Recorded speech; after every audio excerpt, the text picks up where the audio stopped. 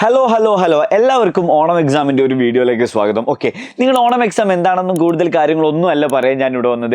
നിങ്ങൾക്ക് അക്കൗണ്ടൻസിൽ പഠിക്കാനുള്ള, നിങ്ങൾക്ക് അക്കൗണ്ടൻസിൽ വളരെ ഇമ്പോർട്ടൻ്റ് ആയിട്ടുള്ള 3 ചാപ്റ്ററുകളിൽ നിന്ന് ഏകദേശം ഒരു 80% മാർക്ക് അല്ലെങ്കിൽ 30+ മാർക്കൊക്കെ വാങ്ങാൻ വേണ്ടിയിട്ടുള്ള കുറച്ച് ചോദ്യങ്ങൾ, അല്ലെങ്കിൽ ഈ ചാപ്റ്ററിൽ നിന്ന് നിങ്ങൾ പഠിച്ചിരിക്കേണ്ട കുറച്ച് ഇമ്പോർട്ടൻറ്റ് കാര്യങ്ങൾ എന്നിങ്ങനെയുള്ള ഒരു ചെറിയ ഷോർട്ട് വീഡിയോ ആണ് ഞാൻ ഇന്ന് ഇവിടെ ഉദ്ദേശിക്കുന്നത് കേട്ടോ. ഓക്കെ, അപ്പോൾ എക്സാം ഒക്കെ ആയിട്ടുണ്ട്, ഓണപരീക്ഷയാണ്. ഈ പറഞ്ഞതുപോലെ തന്നെ +2കാരൊപ്പം നിങ്ങൾക്കും എന്തുണ്ട്, എക്സാമിനേഷൻ ഉണ്ട്. കുറച്ച് പേർക്ക് +2കാരെ മുന്നേ, +2കാരെ ശേഷം എന്നൊക്കെ പറഞ്ഞിട്ട് പല ടൈമിലാണ് നിങ്ങളുടെ +1 എക്സാം നടക്കുന്നത്. സോ ആ എക്സാമിന് നിങ്ങൾക്ക് വരാൻ പോകുന്ന കുറച്ച് ചോദ്യങ്ങൾ, അല്ലെങ്കിൽ ഒരു ചാപ്റ്ററിന് നമ്മൾ എന്ത് ചെയ്യാൻ പോവാണ്, നമ്മളൊരു 30 മാർക്സ് അല്ലെങ്കിൽ അതിൽ വരാൻ പോകുന്ന ചോദ്യങ്ങളുടെ ഒരു പാറ്റേൺ നമുക്ക് ശ്രദ്ധിക്കാം എന്നുള്ളതാണ്. ആൻഡ് വീണ്ടും നമുക്ക് അറിയാവുന്നതുപോലെ തന്നെ 11th സ്റ്റാൻഡേർഡിലെ അക്കൗണ്ടൻസിലെ ഫസ്റ്റ് 2 ചാപ്റ്റേഴ്സ് എന്ന് പറയുന്നത് കംപ്ലീറ്റ്ലി തിയറി ബേസ്ഡ് ആണ്. ആ തിയറികളിൽ നിന്ന് ഏതൊക്കെ ചോദ്യങ്ങളാണ് വരുന്നത് വളരെ ഒബ്വിയസ് ആയിട്ട് എന്താണ്, നമുക്ക് എല്ലാവർക്കും അറിയുന്നതാണ് എന്നുള്ളതാണ് മറ്റൊരു പ്രത്യേകത. അങ്ങനെയാണെങ്കിൽ ഇത് പഠിക്കുക എന്ന് പറയുന്നത് എന്തല്ല, കുറച്ച് ബുദ്ധിമുട്ടുള്ള കാര്യമൊന്നുമല്ല. കുറച്ച് കാര്യങ്ങൾ എന്ത് ചെയ്യുക, ഒന്ന് മനപ്പാടമാക്കുക. മനപ്പാടം മീൻസ് ഒന്ന് അണ്ടർസ്റ്റാൻഡ് ചെയ്ത് പഠിക്കുക അല്ലെ, ഓരോ പോയിന്റ്സും. അത്ര മാത്രമാണ് അക്കൗണ്ടൻസിയിൽ നിങ്ങൾക്ക് ഈ ഓണപരീക്ഷ ഫേസ് ചെയ്യാൻ പോകുന്ന ഓരോരുത്തർക്കും ഉള്ളത്.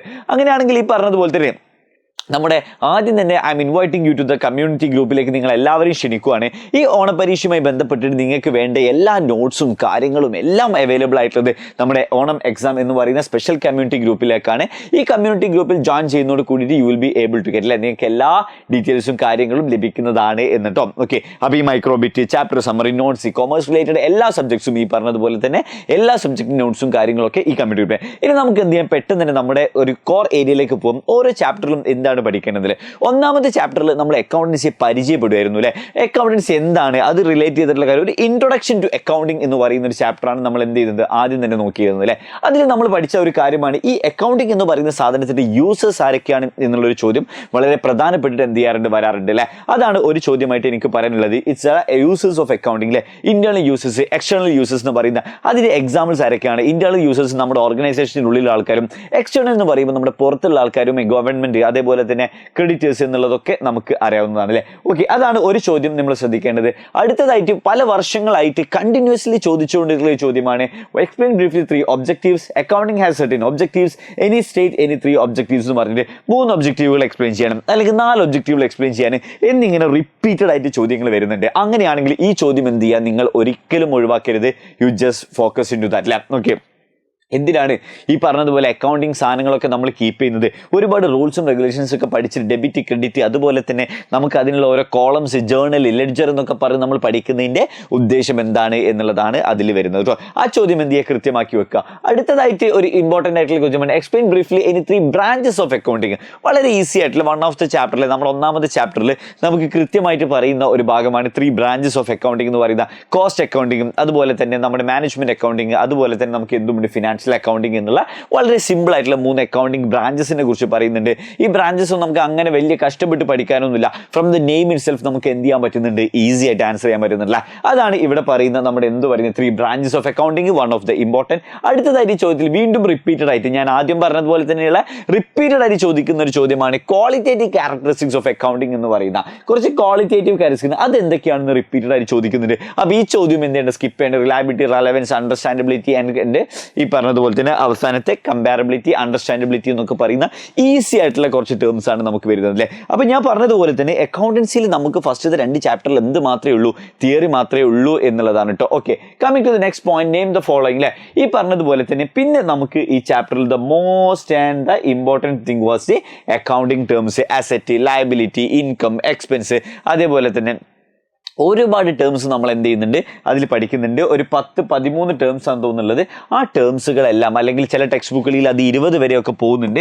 അതിങ്ങനെ സ്പ്ലിറ്റ് ചെയ്ത് ചെയ്യുന്നതിനനുസരിച്ചിട്ടൊക്കെ നിങ്ങൾക്ക് പോകേണ്ടി വരും. അപ്പോൾ അതിലുള്ള എല്ലാ പോയിന്റ്സുകളും, എല്ലാ ടേംസുകളും, കാരണം അക്കൗണ്ടൻസി എന്ന് പറയുന്ന സാധനം നമ്മളൊരു പുതിയ സബ്ജക്റ്റ് പഠിക്കുകയാണ്. ആ പുതിയ സബ്ജക്റ്റിലേക്ക് ഇറങ്ങുന്ന സമയത്ത് ആ സബ്ജക്റ്റുമായി ബന്ധപ്പെട്ട കുറച്ച് ടേംസുകൾ പഠിക്കുക എന്നുള്ളത് ഇറ്റ്സ് വെരി ഇമ്പോർട്ടൻറ്റ്. ഇനി നമുക്ക് ഫ്യൂച്ചറിലേക്ക് അക്കൗണ്ടിങ്ങിൻ്റെ ഓരോ കാര്യങ്ങൾ ചെയ്യുന്ന സമയത്തും നമ്മൾ കേൾക്കുക എന്താണ്, ഈ ടേംസ് വെച്ചിട്ടാണ്. അപ്പോൾ ഈ ടേംസ് കൃത്യമായിട്ടിരിക്കുക.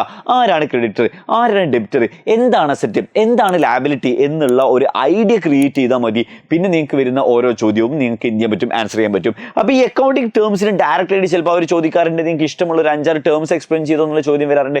ചിലപ്പോൾ അതിന് ഡെഫിനിഷൻ തന്നിട്ട് അത് ഏത് ടേം ആണെന്ന് ചോദിക്കാറുണ്ട്. അങ്ങനെയൊക്കെ ഡിഫറെൻറ്റ്, അല്ലെങ്കിൽ ടേം തന്നിട്ട് എക്സ്പ്ലെയിൻ ചെയ്യാൻ പറയാറുണ്ട്. ഇങ്ങനെയൊക്കെ നമുക്ക് എന്ത് ചെയ്യാം, എക്സ്പെക്ട് ചെയ്യാം. This is one of the most important. ഒരു അക്കൗണ്ടിങ് ടേംസ് വരാത്ത ഒരു ചോദ്യ പേപ്പർ എന്ത് ചെയ്യില്ല, അക്കൗണ്ടൻസി 11th സ്റ്റാൻഡേർഡിൽ കടന്നു പോകില്ല എന്നുള്ളതാണ് കേട്ടോ. ഓക്കെ, അടുത്തതായിട്ട് let's go to the second chapter. Second chapter ഒന്നാമത്തെ ചാപ്റ്ററിനെ വെച്ച് നോക്കുന്ന സമയത്ത് സെക്കൻഡ് ചാപ്റ്റർ എഗെയിൻ ഒന്നുകൂടി എന്തായി ചെറുതായി എന്ന് വേണമെങ്കിൽ പറയാൻ വേണ്ടി പറ്റും അല്ലേ. ഇവിടെ നമുക്ക് ആകെ പഠിക്കാനുള്ളത് ഒരു ഗ്യാപ്പ് അല്ലേ, GAAP എന്ന് പറയുന്ന ജനറലി ആക്സെപ്റ്റഡ് അക്കൗണ്ടിങ് പ്രിൻസിപ്പിൾസിനെ കുറിച്ച് ഒന്ന് പഠിക്കുക.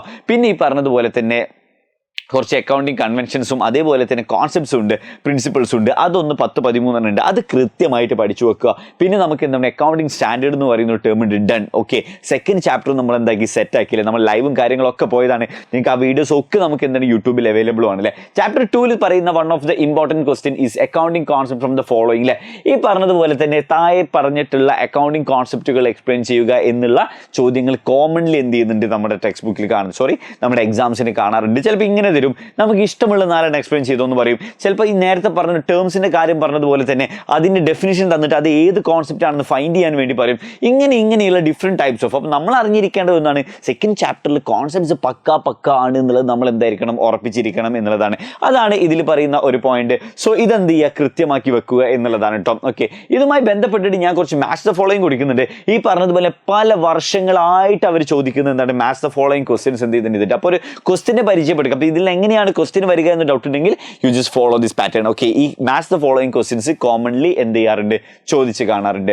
അടുത്തതായിട്ട് give the full form of GAAP, right the meaning of GAAP.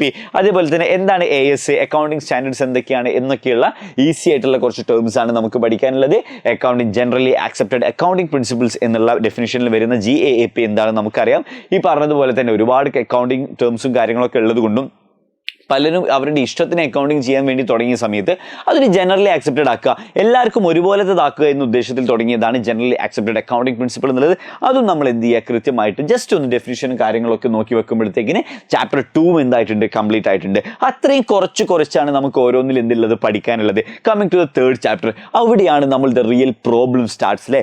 നമ്മളിങ്ങനെ അക്കൗണ്ടൻസിയിൽ ഫസ്റ്റ് 2 ചാപ്റ്റർ ഇങ്ങനെ തിയറി ഇങ്ങനെ പഠിച്ചു പോകുമ്പോഴാണ് മൂന്നാമത്തെ ചാപ്റ്ററിൽ നമ്മൾ റിയലി അക്കൗണ്ടിങ്ങിലേക്ക് ഇറങ്ങുന്നത്. അക്കൗണ്ടിങ്ങിൻ്റെ ഏറ്റവും ബേസ് കോർ അല്ലെങ്കിൽ എന്താണ് അക്കൗണ്ടൻസി എന്ന് ചോദിക്കുന്ന സമയത്ത് ആ അക്കൗണ്ടൻസിയിൽ ഏറ്റവും ഇമ്പോർട്ടൻ്റ് ആയിട്ടുള്ള ജേർണൽ എൻട്രി പഠിക്കുന്ന ചാപ്റ്ററാണ് മൂന്നാമത്തെ ചാപ്റ്റർ.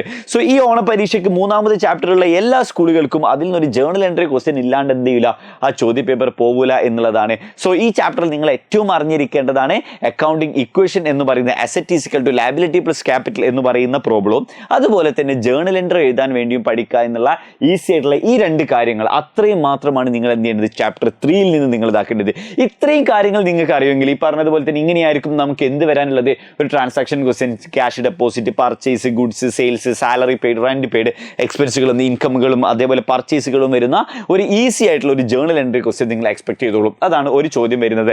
അല്ലെങ്കിൽ നിങ്ങൾക്ക് വരാൻ പോകുന്ന ഏറ്റവും കൂടുതൽ മാർക്കിൻ്റെ ഒരു ചോദ്യം എന്ന് പറയുന്നത് ഇതായിരിക്കാം. ഓക്കെ, പിന്നെന്താണ് prepare the accounting equation on the basis of the following. Accounting equations create ചെയ്യാൻ വേണ്ടിയിട്ടുള്ളത് അതാണ് ഞാൻ പറഞ്ഞത്. Asset is equal to liabilities plus capital എന്ന് പറയുന്ന ഈ ഇക്വേഷൻ വെച്ചിട്ട് നമ്മൾ എന്ത് ചെയ്തിട്ടുണ്ട്, ഒരു പ്രോബ്ലം ചെയ്യാൻ വേണ്ടി പഠിച്ചിട്ടുണ്ട്. അതും നിങ്ങൾ എന്ത് ചെയ്യണം, കൃത്യമായിട്ട് അറിഞ്ഞിരിക്കണം. ഈ 2 കാര്യങ്ങൾ നിങ്ങൾക്ക് ഈ ചാപ്റ്ററിൽ അറിയാമെങ്കിൽ പിന്നെ നിങ്ങൾക്ക് എന്ത് ചെയ്യാനില്ല, ഒന്നും പേടിക്കാനില്ല എന്നുള്ളതാണ് കേട്ടോ. അപ്പോൾ ഇത്രയാണ് നമുക്ക് എന്ത് പറയാനുള്ളത്, ഓൾ ദീസ് ചാപ്റ്റേഴ്സിനെ കുറിച്ചിട്ട് നമുക്ക് എന്ത് ചെയ്യാനുള്ളത്, പഠിക്കാനുള്ളത് എന്ന് മനസ്സിലാക്കട്ടോ. And coming to the board point, ഏറ്റവും ഇമ്പോർട്ടൻ്റ് ആയിട്ടുള്ളത് നമുക്ക് കേരളത്തിലെ ഏറ്റവും മികച്ച +1 ബോർഡ് ബാച്ചിലേക്ക് ഞാൻ നിങ്ങളെല്ലാവരും എന്ത് ചെയ്യാണ്, ഇൻവൈറ്റ് ചെയ്യാണ്. എഡ്യൂപോർട്ടിൻ്റെ ബാച്ച് കോഴ്സസ് നമ്മളെ ഓപ്പൺ ചെയ്തിട്ടുണ്ട്.